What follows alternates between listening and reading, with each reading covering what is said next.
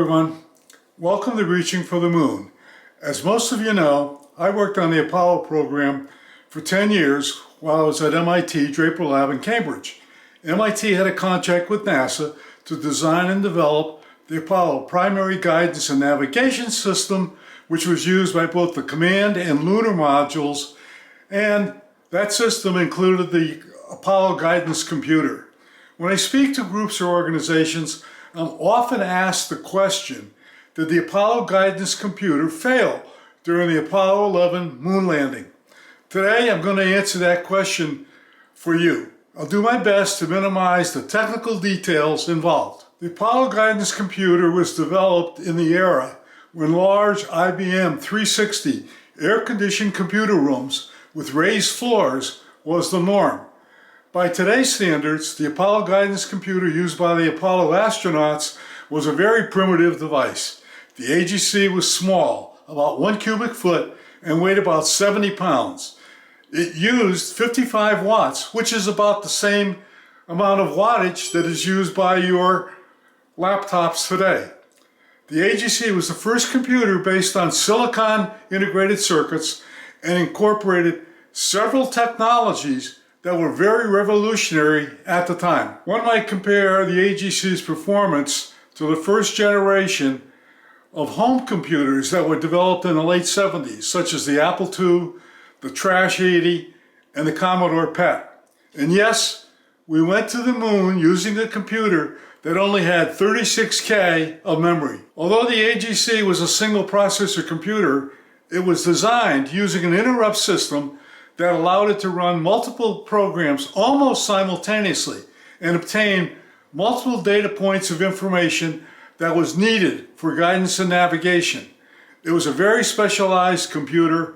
Input-output data from the computer was obtained by using a display keyboard device referred to as the DISCI. A series of verb-noun commands were used to input requests by the astronauts from the DISCI to the AGC and receive data back. The software operating system was named the Executive. It was in charge of scheduling, running the various jobs, tasks, applications on the AGC. Each job task got its share of processor time and was a standard design of the time in shared computers in those days. However, on the Apollo project, during the design phase, we came to the conclusion that certain programs, jobs or tasks, were more important than other jobs or tasks and should be provided with more processor time. Thus, a job task priority system was designed and included in the executive software. Every computer task was provided with a priority code. More important job tasks had a higher priority than the less important job tasks and would be executed first. Scheduling of the job tasks based on their priority was the responsibility of the executive software program. An area of memory referred to as the core set area was reserved and used to manage the AGC job tasks. Each job task was provided with its own core set of memory locations. The executive software would scan the core sets to find an available core set for the job task requesting to be run. The executive would look at the job task starting address and priority and pass that info on to the core set along with the other proprietary information about that task. The executive checked the priority of the current job task being run versus the new one. If the new job task was a higher priority, it would interrupt the job task currently running and start the higher job task. The number of concurrent core sets, 6 for the command module and 7 for the lunar module, were chosen so there'd be sufficient core sets available at all times to run all the applications that needed to be run simultaneously, or so we thought. Through exhaustive analysis and testing, we'd come to the conclusion that there would never be a situation where no core sets would be available. Our conclusion was there would always be a core set available for the next job task request. However, if there were no core sets available, the executive software would issue a computer alarm, restart the AGC by running the most important job task on its list, and empty the other core sets. Here's a short video clip from the Apollo 11 landing. 3,000 miles per hour to use one continuous rocket burn to decelerate to a hover in the landing area.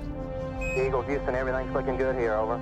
Throttle up, and I get confirmed throttle up, and telemetry drops out again, and I'm back in this ground roll. Do I have enough information to continue the descent or not? Okay, all flight controllers, gonna go for landing. Retro, go. Vital, go. Guide, go. Control, go. Telcom, go. GNC, go. Ecom, go. Surgeon, go. Capcom, we're go for landing. Houston, you're go for landing, over. Program alarm. And about that time, we got a computer alarm of 1202. 1202. 1202. The computer was giving us trouble. It was a big attention getter. My first thought, oh no, we've lost it. We're not going to make it. All we had was 1202, which is kind of disconcerting. You lose information, plus you've got an alarm, and you don't really know what it is. Give us a reading on the 1202 program alarm. I was reaching for my checklist to turn to this program alarm when the guidance guy, Steve Bale, said, "We're go, flight," on that alarm. Gene took his word. You know, okay, we're go. He didn't ask for explanation. We're go. Roger, we got you. We're go on that alarm. Now the landing radar can begin to pick up range and velocity. Sound range to it to be a little off. Roger. 1201. 1201. Well, it's extremely serious. Is the computer breaking? Is it telling us it's not functioning right? 1201. Roger, 1201 alarm. What is the alarm telling us? We're go. Same type. We're go. Same type. It was a different number, but same type. He said, same type flight, we're go. 47 degrees. The Roger. computer was so busy, and it couldn't get all the jobs done, so it was dropping off these other little jobs down on the end and not doing them, which were jobs that weren't really that critical. Unfortunately, during the Apollo 11 landing, a situation arose where there were not enough core sets available, and the AGC got overloaded and restarted while the Apollo 11 Eagle was attempting to land. In preparation for landing on the moon, Buzz Aldrin turned on the rendezvous radar to track the location of the command module. Buzz then entered verb 16, noun 68, which was a request to the computer, the AGC, to display the rendezvous radar data. The astronauts wanted to know where the command module was in the event they needed to abort the moon landing.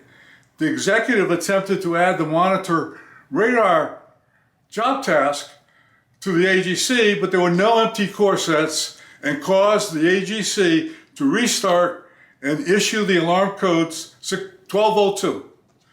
All jobs were restarted based upon their priority. The restarts happened very quickly, and no guidance or navigation data needed for the moon landing was lost. Buzz eventually realized every time he entered a verb 16, noun 68 request, that it generated an alarm, and he stopped entering the verb noun requests into the AGC. From that point on, Buzz requested the rendezvous range data verbally from Houston Mission Control, and no more alarms were generated during the landing. No, the AGC had not failed. The AGC worked as designed, and Apollo 11 landed successfully in the Sea of Tranquility. Yes, the 1202 and 1201 codes were listed as computer alarms, but they were not computer failures.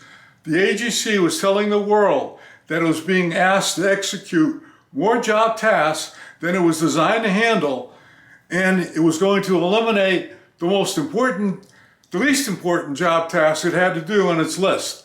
The AGC flew on 11 Apollo missions successfully. That the AGC was operating as designed and did not fail. If you have any other questions on the Apollo missions, please put them in the comments below, and I will do my best to answer them in a future video. If you like this video, hit the like button. Hit the subscribe button to receive an email every time Reaching for the Moon publishes a new video. Thank you for watching, and remember always, failure is not an option. Bye.